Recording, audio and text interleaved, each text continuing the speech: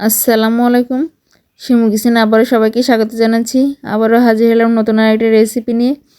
এখন যেহেতু শীতকাল, আর শীতকালে কিন্তু চাল কুমড়োটা আমাদের অনেক দরকারি একটা জিনিস। আর শীতের চাল কুমড়ো দিয়ে আমরা বড়ি থেকে শুরু করে নানা ধরনের রেসিপি তৈরি করে থাকি।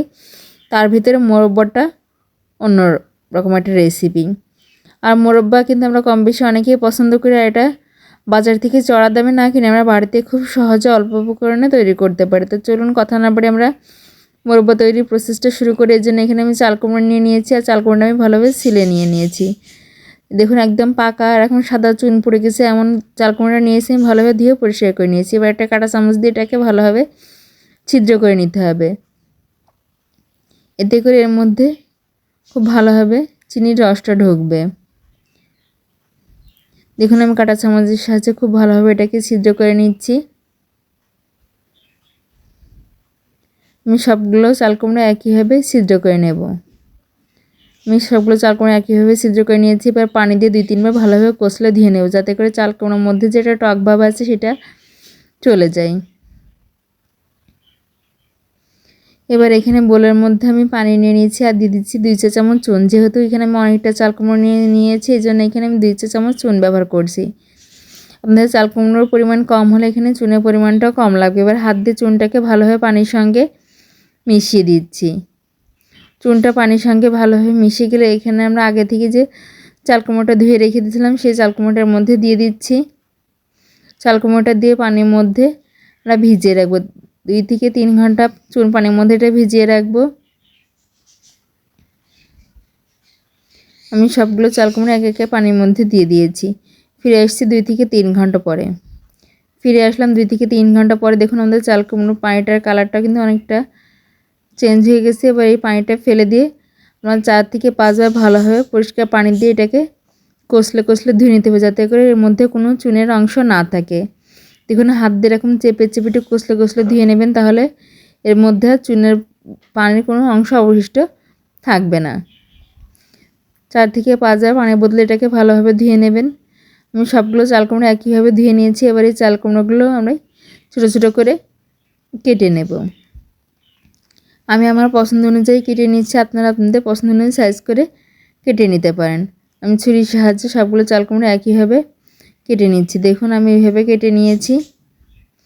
আমার সবগুলো চাল কুমড়ো কাটা হয়ে গেছে। এবার এগুলো আমরা ভাপিয়ে নেব। এর জন্য চুলায় আমি কড়াইতে পানি বসিয়ে দিয়েছি, আর পানিটা ভালোভাবে গরম হয়ে গেলে এর মধ্যে আমি কেটে রাখা চাল কুমড়োগুলো দিয়ে দিচ্ছি। চাল কুমড়োগুলো দিয়ে খুব বেশি সময় কিন্তু জাল করা লাগবে না।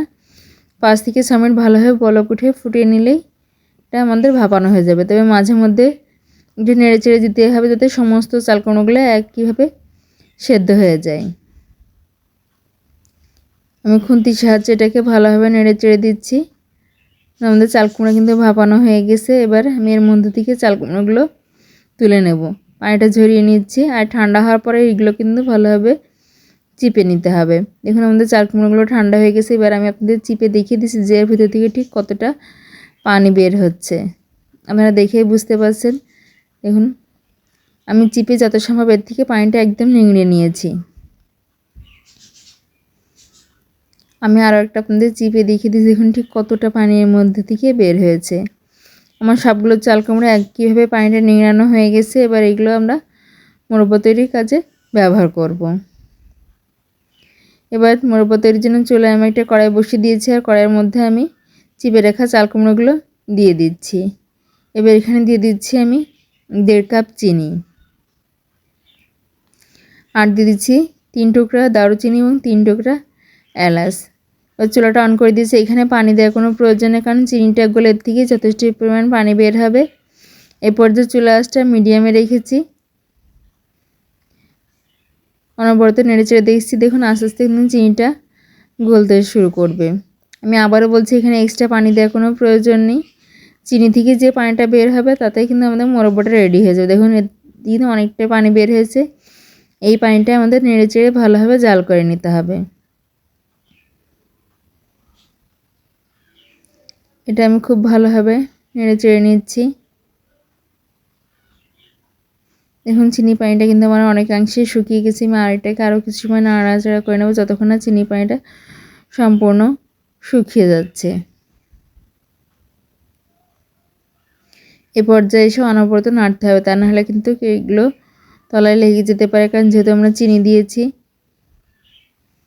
এখন আমার এটা অনেকটা ঝরঝরে হয়ে গেছে, আর সাইডে আপনারা দেখেই বুঝতে পারছেন যে চিনিটা শুকিয়ে কিন্তু ক্রিস্টাল হয়ে যাচ্ছে। আমার এটা হয়ে গেছে, আমি নামাই নিয়েছি। দেখুন আমার পর এগুলো ঠিক কতটা সুন্দর এবং লোভনীয় লাগছে। এটা আপনার বাসায় একবার হলে ট্রাই করে দেখবেন, আর বাসি তৈরি করে কেমন হয়েছে কমেন্ট বক্সে অবশ্যই আমাকে কমেন্ট করে জানাবেন। আর রেসিপিটি ভালো লাগলে আমার চ্যানেলটি লাইক, শেয়ার এবং সাবস্ক্রাইব করবেন। আর যারা ফেসবুক পেজ থেকে দেখছেন প্লিজ আমার পেজটি লাইক এবং ফলো দিয়ে পাশে থাকবেন। ধন্যবাদ।